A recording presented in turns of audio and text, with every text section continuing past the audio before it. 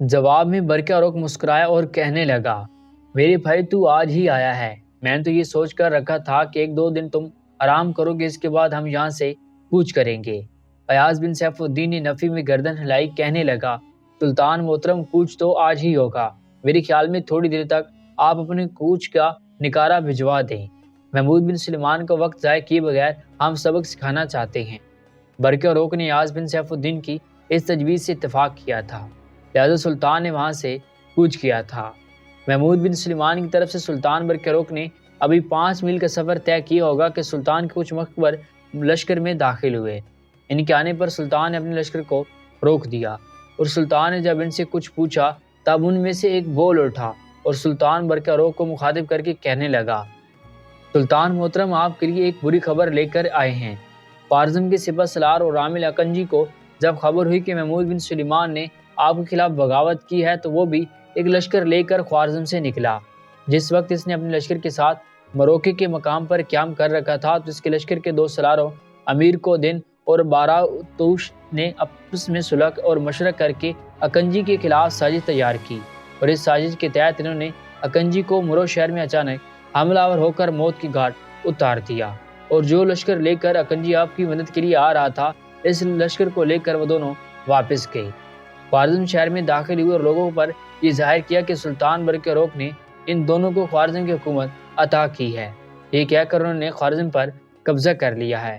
جب آنے والا ہرکارہ یہ خبر کہہ چکا تب ایاز بن سیف الدین سلطان برقع کو مخاطب کر کے کہنے لگا، سلطان محترم میں لشکر کا ایک حصہ لے کر محمود بن سلیمان پر حملہ آور ہوتا ہوں، آپ باقی لشکر کے ساتھ یہیں پڑاؤ کیے رہیں۔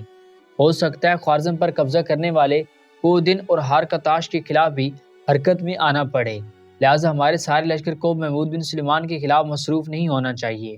اس موقع پر اگر آپ مناسب سمجھے تو میں ایک مشورہ دوں گا کہ تیز رفتار قاصد عراق کے حاکم داؤد حبشی کی طرف روانہ کریں اور اسے حکم دے کہ خوارزم میں بغاوت کرنے والے کودن اور ہارکتاش پر حملہ آور ہو انہیں براہ راست لانے کی کوشش کریں یا ان کا خاتمہ کر دیں۔ داؤد حبشی جنگ کا بہت اچھا تجربہ رکھتا ہے اور مجھے امید ہے کہ وہ اس بغاوت کو ختم کر دے گا۔ جواب میں سلطان نے کچھ سوچا، پھر کہنے لگا، ابن سیف الدین خراسان کی طرف آنے سے پہلے میں خود بھی عراق کی طرف جانے کا قصد کر چکا تھا، اس لیے کہ وہاں بھی کچھ علاقوں میں حالات خراب ہیں اور انہیں درست کرنا ہے۔ بہرحال محمود بن سلیمان سے نمٹنے کے بعد میں عراق کا رخ کروں گا، تم میرے ساتھ ہوگے، اور تمہارے کہنے پر میں ابھی تھوڑی دیر تک داؤد بن حبشی کی طرف قاصد بھجواتا ہوں کہ وہ کودن اور بارکتاش سے ٹکرا جائے۔ یہاں تک کہنے کے بعد سلطان رکا، دوبارہ وہ امیر ایاز کو مخاطب کر کے کہنے لگا، ایاز میرے بھائی تم اکیلے نہیں جاؤ گے، کمال تمہارے ساتھ تمہارے نائب کی حیثیت سے لشکر میں رہے گا، اور مجھے امید ہے تم دونوں مل کر محمود بن سلیمان کو شکست دینے میں کامیاب ہو جاؤ گے۔ میں بھی تھوڑی دیر تک اپنے تیز رفتار قاصد داؤد حبشی کی طرف روانہ کرتا ہوں اور اس کے لیے حکم بھیجتا ہوں کہ کودن اور بارکتاش پر حملہ آور ہو کر ان کی بغاوت اور سرکشی کا خاتمہ کریں، اور تمہاری طرف سے اچھی خبر آنے کے بعد میں عراق کا رخ کروں گا۔ جہاں تک داؤد حبشی کا تعلق ہے، اگر تو وہ کودن اور بارکتاش کے مقابلے میں کامیاب رہا تو ہماری خوش قسمتی ہے، اگر داؤد حبشی ان دونوں باغیوں کو زیر کرنے اور ان سے نمٹنے میں ناکام رہا تب ایاز میرے بھائی محمود بن سلطان سے نمٹنے کے بعد تم اور کمال دونوں اپنے لشکر کو لے کر داؤد حبشی کی مدد کے لیے روانہ ہو جانا۔ اس طرح مجھے امید ہے کہ جو حالات ان دنوں ہمارے خلاف ہیں ہمارے حق میں ہو جائیں گے۔ اس وقت چونکہ سلطان کے سارے سالار سلطان کے پاس کھڑے تھے، لہذا سلطان اس تجویز کے سب نے پسند کیا، اور پھر اسی روز ایک لشکر لے کر ایاز اور کمال دونوں محمود بن سلیمان سے نمٹنے کے لیے کوچ کر گئے تھے۔ محمود بن سلیمان جو سلطان برقع سنجر اور محمود کا رشتہ دار اور قریبی عزیز تھا، چند شہروں میں کامیابی حاصل کرنے کے بعد اس کے اور اس کے لشکروں کے حوصلے بڑھے ہوئے تھے۔ ایاز اور کمال دونوں اپنے لشکر کو لے کر جب اس کے سامنے گئے تو اس نے ناؤ دیکھا نہ تاؤ جنگ کی ابتدا کرنے کی طرح ڈال دی تھی۔ یہ صورتحال دیکھتے ہوئے ایاز بھی اپنے لشکر کی صفیں درست کی، کمال کے پاس آیا اور اس سے مخاطب کر کے کہنے لگا، کمال میرے بھائی لشکر کی تقسیم نہیں کی جائے گی، پورا لشکر ایک ساتھ محمود بن سلیمان پر لشکر پر حملہ آور ہوگا۔ محمود بن سلیمان اگر اپنے لشکر کی تقسیم کرتا ہے تو اسے کرنے دو، میری طرف سے جب تکبیریں بلند ہوں گی تب سارے لشکر کو بتاؤ، اور اس وقت پوری طاقت اور قوت کے ساتھ محمود بن سلیمان کے لشکر پر حملہ آور ہونا ہے، اور مجھے امید ہے کہ اگر ہم ایسا کریں گے تو فتح اور کامیابی ہماری ہی ہوگی۔ کمال نے اس سے اتفاق کیا تھا۔ چنانچہ جب دونوں لشکر اپنے صفے درست کر چکے تھے، تب محمود بن سلیمان حرکت میں آیا اور اس نے ستم بالائے ستم اور دہر کے فتنے کھڑے کرتے دشت ویران کے بگولوں، کالے کوسوں کی پرہول رات میں ہر خباثت، ہر مکاری کو گلے لگا کر قزاں کے شانوں پر سوار جھگڑوں اور زندگی کے معراج میں اخلاقی زوال کا باعث بنتی اضطراب انگیزیوں کی طرح حملہ کر دیا تھا۔ جوابی کارروائی کرتے ہوئے آز نے پہلے اپنے پوری لشکر کے ساتھ سمندر کی پناہیوں اور خون اور سانسوں تک میں جل اٹھنے والی تیز تیزابی تابکاری اور زمانے کے داغ در لہو سے تبک تاری کی نفرت مٹاتی جوش مارتی برفانی آندھی کی طرح تکبیریں بلند کی۔ اس کے بعد وہ اور کمال دونوں اپنے پورے لشکر کے ساتھ خوابوں کی متلاشی آنکھوں، تبسم کی متلاشی ہونٹوں تک سرایت کر جانے والے موت کے سایوں، روز و شب کی تنگائی میں سماعتوں کے معطل بصارتوں کو نکارا، دلوں کی آہٹوں کو پتھر کرتے، زہر برساتے غضبوں تک کڑوے کسیلے لمحوں اور موت کی الجھتے داروں کی طرح حملہ آور ہوا تھا۔ خراسان کی زمینوں میں دونوں لشکر جب آپس میں ٹکرائے تو رزم گاہ میں خون میں بھیگے آوارہ ہیبلے، سوختہ سوختہ کڑوی داستانیں، کریا کریا سسکتی فریاد، اجڑے چہروں کی کربنا کی روح تک کو کھولا دینے والی موت رقص کرنے لگی تھی۔ خلا کے ترسمی سکوت میں طبقاتی نفرت کی آگ بھڑک اٹھی تھی۔ حسد و نسلی تعصب کی انفرید اضطراب انگیزیاں کھڑی کرنے لگے تھے۔ زندگی اپنی شباستروں نے نگل کر مرگ و موت کا عنوان اور خونی حروف کا ہدف بننے لگی تھی۔ محمود بن سلیمان زیادہ دیر تک ایاز اور کماج کا مقابلہ نہ کر سکا۔ جب اس نے دیکھا کہ حالات ایسے رونما ہو رہے کہ اس کو شکست یقینی ہے، لہٰذا اپنے بچے کچھ لشکر کو لے کر بھاگ کھڑا ہوا، کیونکہ ایاز اور کماج کے آنے والے کے ساتھ ہی محمود بن سلیمان نے جنگ کی ابتدا کر دی تھی، لہٰذا ان دونوں کو اپنا پڑاؤ قائم کرنے کا موقع نہیں ملا تھا۔ ان کے پاس جو ہار برداری کے جانور تھے، جن پر رسد کا سامان لدا ہوا تھا، وہ ویسے کے ویسے پیچھے کھڑے تھے۔ یہ صورتحال دیکھتے ہوئے آز نے کچھ مخبر مقرر کیے اور انہیں محمود بن سلیمان کے پیچھے روانہ کیا، تاکہ وہ یہ جانے کہ میدان جنگ سے بھاگ کر محمود بن سلیمان اپنے لشکر کے ساتھ کہاں قیام کرتا ہے۔ ساتھ ہی ساتھ ایاز اور کماج نے وہاں پڑاؤ قائم کیا۔ بار برادری کے جانوروں پر جو سامان لدا تھا وہ اتار لیا گیا اور جنگ میں زخمی ہونے والے کی دیکھ بھال شروع کر دی گئی۔ دوسری طرف محمود بن سلیمان کی بدقسمتی، جس وقت وہ ایاز اور کماج کے ہاتھوں شکست اٹھا کر بھاگا تھا، اس نے سیدھا شمال کا رخ کیا تھا۔ شمال کی طرف سے اس وقت سلطان برقرار کا بھائی سنجر بھی ایک لشکر کے ساتھ محمود بن سلیمان سے نمٹنے کے لیے آ رہا تھا، لہٰذا وہ بھی آتے محمود بن سلیمان پر حملہ آور ہوا۔ سنجر کے حملے آور ہونے سے محمود بن سلیمان اس کے باغیوں کے ساتھ درمیان مورخین لکھتے ہیں کہ کھلبلی مچ گئی۔ مورخین یہ بھی لکھتے ہیں کہ محمود بن سلیمان کی شان و شوکت اس قدر بڑھ گئی تھی کہ اس کا دماغ عرش پر چڑھ گیا تھا، لیکن سنجر نے اچانک اس پر حملہ آور ہو کر جب اس کے لشکر میں بھگدڑ مچائی تو محمود بن سلیمان گرفتار ہو گیا۔ سنجر اسے پکڑ کر اپنے ساتھ لے گیا اور اس کی آنکھوں میں گرم سلائیاں پھیر کر اسے بینائی سے محروم کر دیا۔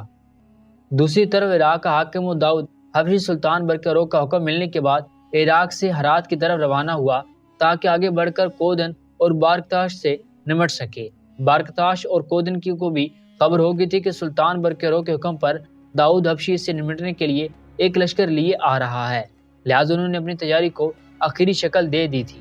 آخر داؤد حبشی اور کودن اور بارکتاش کے لشکر ایک دوسرے کے سامنے آئے۔ کودن اور بارکتاش کے پاس بہت بڑا لشکر تھا، جبکہ جو لشکر داؤد حبشی لے کر آیا تھا ان کے مقابلے میں کوئی حیثیت نہ تھی، جس کا نتیجہ یہ نکلا کہ کودن اور ہارکتاش کے ہاتھوں عراق کے حاکم داؤد حبشی کو شکست کا سامنا کرنا پڑا اور بقول مورخین کے داؤد حبشی شکست اٹھا کر دریائے جیہو کے عبور کر کے دوسری طرف چلا گیا۔ دریا کو عبور کرنے کے بعد داؤد حبشی اپنی حالت بہتر کرنے لگا تھا۔ دوسری طرف چونکہ ایاز اور کمال دونوں محمود بن سلیمان سے نمٹ چکے تھے، لہٰذا سلطان برقرار کے مخبروں نے انہیں داؤد حبشی کی شکست کی خبر دے دی تھی۔ یہ خبر سنتے ہی ایاز اور کماج نے کوچ کیا اور تیز اور بکر رفتاری کے ساتھ انہوں نے دریائے جیہو کے اس علاقے کا رخ کیا جہاں داؤد حبشی اپنے شکست خوردہ لشکر کے ساتھ پڑاؤ کر رکھا تھا۔ داؤد کو جب یہ خبر ہوئی کہ اس کی مدد کے لیے ایاز اور کماج دونوں ایک لشکر لے کے آ رہے ہیں، اس کی خوشی کی کوئی انتہا نہیں تھی۔ اس نے پڑاؤ سے نکل کر کئی فرلانگ آگے آ کر ایاز اور کماج کا بہترین انداز میں استقبال کیا۔ ایک دوسرے سے گلے ملے داؤد حبشی نے انہیں اپنے پڑاؤ میں لے کر آیا اور وہاں ایاز بن سیف الدین نے بھی اپنے لشکر کو پڑاؤ کرنے کا حکم دیا۔ جب پڑاؤ قائم ہو رہا تھا، داؤد حبشی اپنے کچھ سالاروں کے ساتھ ایاز اور کماج کے ساتھ آنے والے چھوٹے سالاروں کو اپنے خیمے میں لے گیا۔ جب سب بیٹھ گئے تب داؤد حبشی سب کو مخاطب کر کے کہنے لگا، میں جس وقت ہرات سے نکل کر کودن اور بارکتاش پر حملہ آور ہونے کے لیے روانہ ہوا تو مجھے امید تھی کہ میں ان کے مقابلے میں کامیاب رہوں گا، لیکن جب میں ان کے سامنے آیا تو میں نے دیکھا ان کی لشکری تعداد مجھ سے بہت زیادہ تھی۔ جب دونوں لشکر سفر آراہ ہوئے تو میری لشکری سامنے اتنا بڑا لشکر دیکھ کر متاثر ہوئے۔ ان میں سے کچھ نے جی چھوڑ دیا، جس کا نتیجہ یہ نکلا کہ مجھے ناکامی کا منہ دیکھنا پڑا۔ اب میں دریائے جیہوں کو پار کر کے اس طرف آ گیا ہوں، جبکہ کودن اور بارکتاش بھی اپنے لشکر کو لے کر ادھر ہی کا رخ کر رہے ہیں۔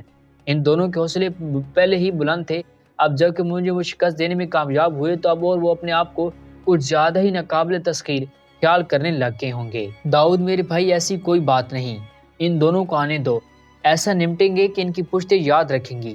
تم ایسا کرو، اپنے کچھ مخبروں کو ان کے راستے میں پھیلا دو جدھر سے انہوں نے آنا ہے، تاکہ ہمیں ان کی آمد سے مطلع کرتے رہیں۔ بارکتاش اور کودن کو دریا کے کنارے ہم وہ حال کریں گے جس کے متعلق وہ سوچ بھی نہیں سکتے۔ دیکھو، محمود بن سلیمان کی بغاوت کو ختم کر دیا گیا ہے اور اب ہمارے سامنے کودن اور بارکتاش ہیں، اور مسلمانوں کی بدقسمتی کے سلطان ملک شاہ سلجوقی کے بعد ایسی خانہ جنگی شروع ہوئی ہے جو اپنے انجام کو نہیں پہنچی۔ ایک بغاوت اٹھتی ہے، اسے فروغ کرو تو دو اور اٹھ کھڑی ہوتی ہیں۔ سلطان برقرار جب سے سلطان بنے ہیں، انہیں کہیں قیام کرنا اور ٹھہرنا نصیب ہی نہیں ہوا، اور ابھی ایران کی طرف سے بھی یہ خبریں آ رہی ہیں کہ امیر انس بغاوت کرنے کے در پہ ہو رہا ہے۔ اگر اس نے بغاوت کر دی اور جو خبریں آ رہی ہیں وہ سچی ہوئیں تو پھر حالات مزید سنگین اور تلخ ہو کر رہ جائیں گے۔ امیر انس کو ابھی چند پہلے ہی ہفتے سلطان نے ایران کا حاکم مقرر کیا تھا۔ سلطان تک یہ بھی خبریں آ رہی ہیں کہ کچھ مخالف قوت انزل کو اس راز سے ہٹانے کی کوشش کر رہی ہیں۔ سلطان برقرار نے کسی رد عمل کا اظہار نہیں کیا اور وہ اس وقت تک رکے رہیں گے جب تک ساری خبریں کوئی تصدیق نہیں ہو جاتی۔ اس کے ساتھ ہی آج اپنی جگہ سے اٹھ کھڑا ہوا اس کی طرف دیکھتے ہوئے کمال جو اس کے چھوٹے بھائی سالار بھی اٹھ کھڑے ہوئے تھے۔ پھر داؤد حبشی کی طرف دیکھتے ہوئے آج کہنے لگا، میں ذرا اپنے لشکر کا پڑاؤ دیکھتا ہوں، لشکریوں کا آرام کا اہتمام کرتا ہوں، اپنے تیز رفتار مخبر بارکتاش اور کودن پر نگاہ رکھنے کے لیے بھیجوں گا، اور جو ہی ہمیں وہ آنے کی اطلاع کرتے ہیں ہم چوکوں سے متحد ہو جائیں گے۔ پھر ان کا جو حشر کریں گے اس پر خود ہی ان کی حمایتی ان کے لشکر بھی شرمسار ہوں گے۔ اس کے ساتھ ہی ایاز بن سیف الدین اور کماج اپنے چھوٹے سالاروں کے ساتھ داؤد حبشی کی خیمہ سے نکل گئے تھے۔ دوسری طرف بارکتاش اور کودن دونوں بڑی برق رفتاری سے دریائے جیہو کو عبور کر کے اس سمت بڑھ رہے تھے جس سمت انہوں نے داؤد حبشی کو اپنے لشکر کے ساتھ بھاگتے ہوئے دیکھا تھا۔ ابھی تک شاید انہیں یہ خبر نہ ملی تھی کہ داؤد حبشی کی مدد کے لیے ایاز اور کماج بھی پہنچ چکے ہیں۔ چنانچہ داؤد حبشی کے لشکر کی طرف بڑھتے ہوئے ایک جگہ کودن اور بارکتاش اپنے لشکر کو روک دیا۔ بارکتاش اپنے ذہن میں جنگ میں بڑا وسیع تجربہ رکھتا تھا اور اب تو وہ اپنے آپ کو قابل تسخیر خیال کرنے لگا تھا۔ چنانچہ لشکر کو روکنے کے بعد بارکتاش اپنے باغی ساتھی کودن کو مخاطب کر کے کہنے لگا، کودن لشکر کو دو برابر حصوں میں تقسیم کرتے ہیں، اس کے بعد یہاں سے کوچ کرتے ہیں۔ داؤد حبشی کا لشکر جب 5 میل دور رہ جائے گا تو تم مجھ سے علیحدہ ہو جانا، اپنے حصے کے لشکر کے ساتھ کہیں قریب ہی گھات لگا لینا۔ میں آگے بڑھ کر داؤد حبشی سے ٹکراؤں گا، دم نہیں لوں گا، اس لیے کہ ہمارا لشکری چند میل پیچھے آرام کر چکے ہیں اور سستا چکے ہیں۔ داؤد حبشی کے سامنے جاتے ہی میں اپنے لشکر کی صفیں درست کروں گا اور اسے ٹکرانے کا عزم کر لوں گا۔ جب میرا ٹکراؤ داؤد حبشی کے ساتھ شروع ہوگا تم گھاس سے نکل کر حملہ آور ہو جانا۔ اس طرح داؤد حبشی ہی نہیں، اس کے کسی بھی ساتھی کو بچ کر بھاگنے کا موقع نہیں ملے گا، اور جب داؤد حبشی سمیت اس کے سارے لشکر کو ختمہ کر دیا جائے گا تب تم میری اور میری ایسی داغ بیٹھ جائے گی کہ شاید آنے والے دور میں سلطان برقرار ہم پر ضرب لگانے کے لیے اپنا کوئی لشکر بھیجنے کی جرت اور جسارت نہیں کرے گا۔ کودن نے اس تجویز کو پسند کیا تھا، چنانچہ انہوں نے پھر پیش قدمی شروع کی۔ مناسب فاصلے پر جا کر کودن علیحدہ ہو گیا تاکہ گھات میں چلا جائے، جبکہ بارکتاش آگے بڑھا اور داؤد حبشی کے لشکر کے سامنے اس نے اپنے لشکر کی صفیں درست کرنا شروع کر دی تھی۔ وہاں جا کر بارکتاش کو جب خبر ہوئی کہ داؤد حبشی اکیلا نہیں ہے، اس کی مدد کے لیے ایاز اور کماج محمود بن سلیمان کو شکست دینے کے بعد پہنچ چکی ہیں۔ یہ خبر سننے کے بعد ایک بار بارکتاش کا سر چکرایا تھا، پاؤں تلے سے زمین لرز گئی تھی، لیکن اب وہ چونکہ لشکر کی صفیں درست کر رہا تھا، لہذا ایسے موقع پر جنگ سے جی چرانا اور بھاگنا مردانگی کے خلاف تھا۔ اس کے علاوہ اسے یہ بھی امید تھی کہ اگر اسے داؤد حبشی اور ریاض اور کمار سے بھی ٹکرانا پڑتا ہے تو وہ اکیلا نہیں ہے۔ ٹکراؤ کے دوران جب اس کا ساتھی کودن گھات سے نکل کر حملہ آور ہوگا تو فتح اور کامیابی ان دونوں کے حصے میں آئے گی۔ بارکتاش کی طرف دیکھتے ہوئے ایاز کماج اور داؤد حبشی نے بھی اپنے لشکر کی صفیں درست کر لی تھی۔ بارکتاش سوچوں میں پڑ گیا تھا۔ وہ پہلے حملہ آور ہونے کا بڑا شوقین تھا، جہاں وہ اپنے ارادوں کو متزلزل دیکھ رہا تھا۔ ایاز بن سیف الدین کا نام ہی ایسا تھا کہ وہ خوف و ہراس میں مبتلا ہو گیا تھا، لہذا اس نے حملہ آور ہونے میں پہل نہیں کی۔ لشکر کی صفیں درست کر کے انتظار کرتا رہا۔ وہ چاہتا تھا کہ ایاز کماج اور داؤد حبشی پر حملے کی ابتدا کریں۔ وہ اس وقت اپنے آپ کو دفاع تک محدود رکھے جب تک گھات سے نکل کر اس کا ساتھی کودن حملہ آور نہیں ہوتا۔ جب وہ ایسا کرے گا وہ بھی دفاع سے نکل کر جارحیت پر اتر آئے گا۔ یہ ارادہ کرنے کے بعد اپنے لشکر کی صفیں درست کر کے بارکتاش انتظار کرنے لگا تھا، لیکن ایاز کماج اور داؤد حبشی نے انتظار نہیں کیا۔ اپنے لشکر کی صفیں درست کرنے کے بعد وہ بالکل تیار ہو گئے تھے۔ پورا کا پورا لشکر ایاز بن سیف الدین کی کمانداری میں کام کر رہا تھا۔ چنانچہ ایاز اپنے پورے لشکر کو طوفانوں کے کسمساتے سمندر، حیات و موت کے رجز و خوانوں، ضبط و جرأت مندی کی قوت اور آگ اور تیزاب کی بارش کی طرح حرکت میں لایا، اور پھر وہ بارکتاش کے لشکر پر جستجو کی ویران سے رات سے اٹھتی سلگتی قیامت، جان و سوز کے سکوت سے نگل کر عدم کا راستہ دکھاتی موت، خواہشوں کے تمام کرتے جلتے عذابوں اور شعلوں کے زندان بناتی مرگ خونی دمک اور ہست کو نست کرتے سوز کی طرح حملہ آور ہو گیا تھا۔ بارکتاش نے اپنے آپ کو دفاع تک محدود رکھا، اس نے لشکر کو جارحیت پر اتارا ہی نہیں تھا۔ ایسے انتظار تھا جب گھات سے نکل کر کودن حملہ آور ہوگا تو جنگ کا نقشہ بدل جائے گا، لیکن ایاز نے ساری کارروائی ایسی شدت سے کی کہ پہلے چند حملوں میں بارکتاش کے لشکر کی اکثریت کا کاٹ دیا، جس کے نتیجے میں بارکتاش کو شکست کا سامنا کرنا پڑا اور دوران جنگ میں بارکتاش کو گرفتار کر لیا گیا۔ اس موقع پر مورخین لکھتے ہیں کہ جنگ کا نقشہ کھینچتے ہوئے اس جنگ میں بارکتاش کو گرفتار کر لیا گیا۔ جو ہی یہ خبر دوسرے باغی سالار کودن کے لشکر میں پہنچی تو کودن کا لشکر باغی ہو گیا۔ کودن نے انہیں سنبھالنے کی کوشش کی اور مورخین لکھتے ہیں کہ باغی لشکریوں نے کودن کے مالا سامان کو لوٹ لیا، چنانچہ اس کے اپنے لشکری اس کو قتل کرنے کے در پہ ہو گئے۔ کودن بسد خرابی جان بچا کر بھاگا اور حاکم سنجار کے پاس پہنچا۔ والی سنجار نے گرفتار کر کے جیل میں ڈال دیا، چند روز بعد رہا کر دیا۔ گرتا پڑتا سلطان برقرار کے بھائی سنجر کی خدمت میں بلخ پہنچا۔ اس موقع پر سنجر سب سے نے بہت بڑی غلطی ہوئی۔ جب کودن اس کے پاس پہنچا تو مورخین کہتے ہیں کہ سنجر نے اس کی بڑی آؤ بھگت کی۔ کودن بھی اطاعت اور فرمانبرداری سے سنجر کے ہاں اپنی خدمات انجام دینے لگا۔ اندرونی اور بیرونی انتظامات کو درست کیا، لیکن اس کی عمر شاید اس کے ساتھ نہیں دے رہی تھی، لہذا شکست کے چند ہفتوں بعد کودن سلطان سنجر کے ہاں کام کرتے ہوئے ابدی نیند سو گیا۔ اس کا خاتمہ ہوا۔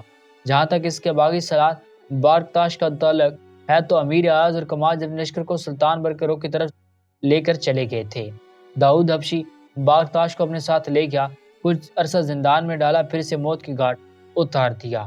اس طرح ان دونوں نے بھرپور غیر ذمہ داری کا مظاہرہ کرتے ہوئے خوارزم کے عامل کو قتل کر کے سلطان برقرار کے خلاف بغاوت اور سرکشی کے علم کھڑے کر دیے تھے۔ اس کی انہیں خوب سزا ملی۔